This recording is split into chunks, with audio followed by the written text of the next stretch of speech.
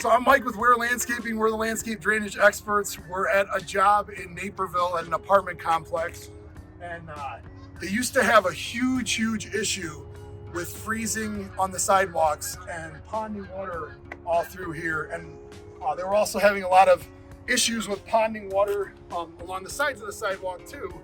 What we did is we installed a double French drain on both sides and tied in all the downspouts. Charlie, come on over here. I'll kind of walk you through everything. But we installed the French drains on both sides, and you can see how the placement it is.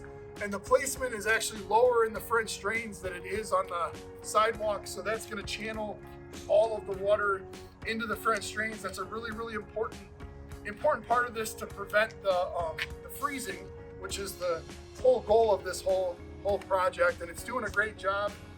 Right now we just the snow melted and it's a little messy right now because we don't have it graded yet, but you can see the difference. We'll take and fill all of the any leftover dirt through here, and then we'll regrade and sod this whole area. It's going to look gorgeous when it's all done.